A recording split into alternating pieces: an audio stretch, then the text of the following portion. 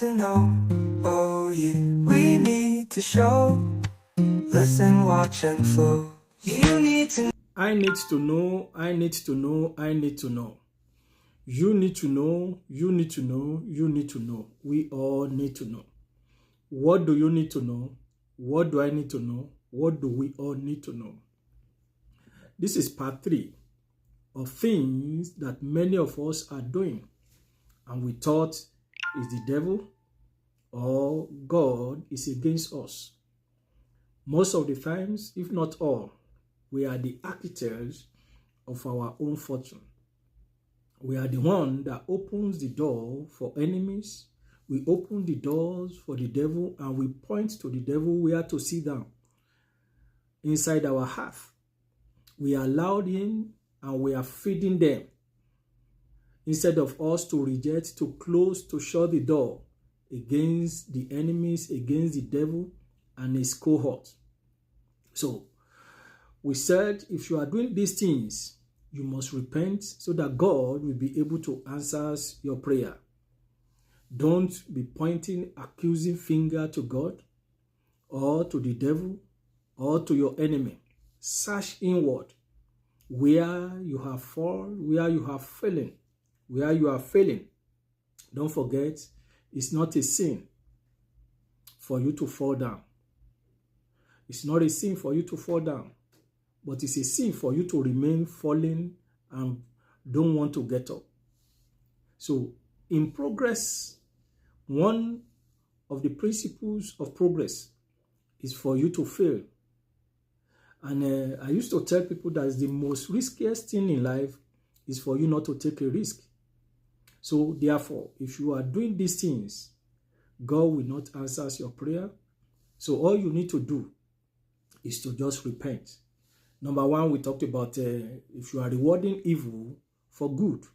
Number 2 is about when you are destroying people.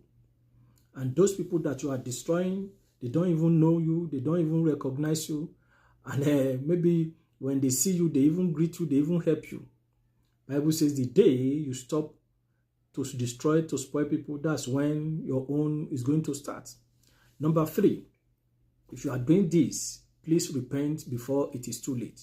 You can see that in the book of Deuteronomy, chapter 28, verse 48 to verse 47 to 48. Deuteronomy 28, verse 47 to 48. Bible says, because you did not serve the Lord your God with joyfulness and gladness of heart. Do you know there are some people are going to church as if people are forcing them? When you say, praise the Lord, they will just be quiet. When you are dancing, when you are praising God, when you are worshiping God, they get moved. They are moved as if somebody forced them to church. Somebody compelled them to church. When you are telling them stand up, they will be reluctant. When you are saying clap, they will not be happy. They are moved in the presence of God. It's just as if somebody is forcing them. So therefore, Bible is about principles. God gave you a manual how to serve him, how to get something from him. And if you are not doing that thing 100%, it will be seems as if God is partial. God is not partial. It's just like a photograph. The way you stand, the way you stand, the way you dress, that is how the picture will come out. There's a saying that says, the way you lay your bed, that is how you are going to lie on it. So therefore, Bible is telling us, God is the one speaking here.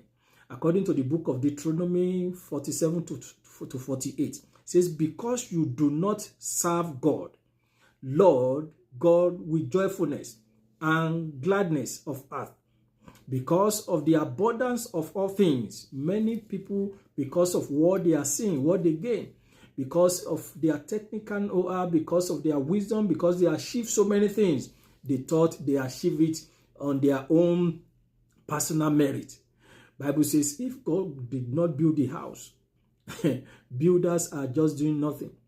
Washers are doing nothing. So with God, all things are possible. God is the one that gives you the wisdom to acquire all those things.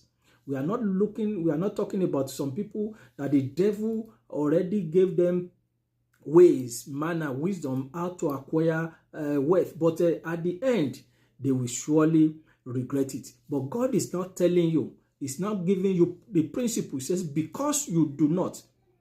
He's telling you because the reason why things are not happening in your life, the reason why things are going wrong the other way, the way you want it, is because you do not serve the Lord your God with joyfulness and gladness of heart, because of the abundance of all things. Therefore, you shall serve your enemy. So the reason why enemies are tormenting most people, the reason why enemies are tormenting you, tormenting your family, the reason why you are in a perpetual position, the reason why you are stagnant, the reason why there is always promise and fail, the reason why things are always in a circle, is because you do not serve your God with joyfulness and gladness of heart, because you think, oh, I have this thing, I have this thing. The reason why maybe your business is collapsing, your marriage is collapsing, your vision, your mission are not coming to pass, is because you are not serving God, your God, with joyfulness of heart, gladness of heart. And God is not saying, because you do not serve me with joy, you do not serve me with gladness of heart, you are murmuring, you are complaining, you are thinking that you are the one that gets all these things. He says, therefore, you shall serve your enemy. I pray you will never serve your enemy. He says, you will serve your enemies, whom the Lord will send against you in hunger and in thirsty, in nakedness and lacking everything. And he will put a yoke. That when we're talking about yoke, is problem, confusion, error, stagnation, promise and fail, retrogression, all sorts of things, helplessness.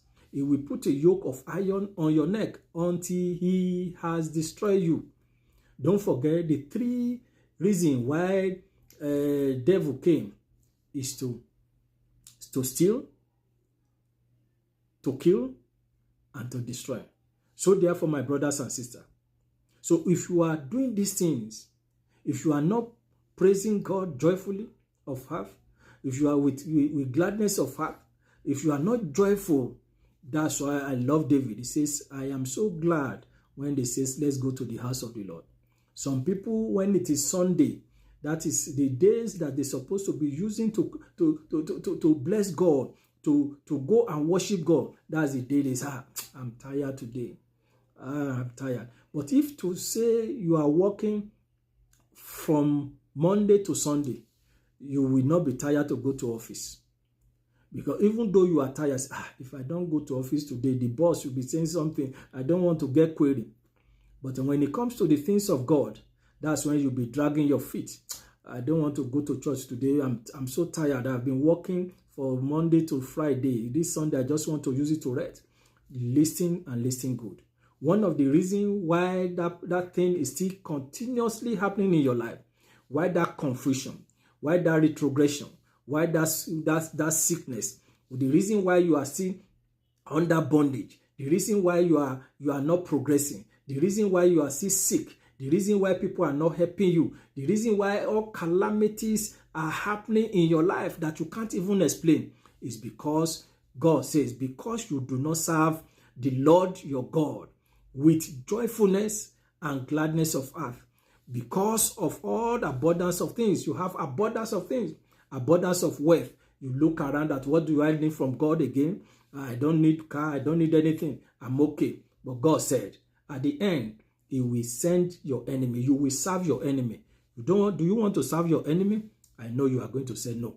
If you say no, therefore serve God with joyfulness. Serve God with gladness. And you will see how God will turn around your captivities. And you will be able to be set free. And you'll be able to laugh at last. And be able to praise God in Jesus' mighty name. God bless you. God be with you. Tomorrow we'll continue with part 4. In Jesus' mighty name. Shalom.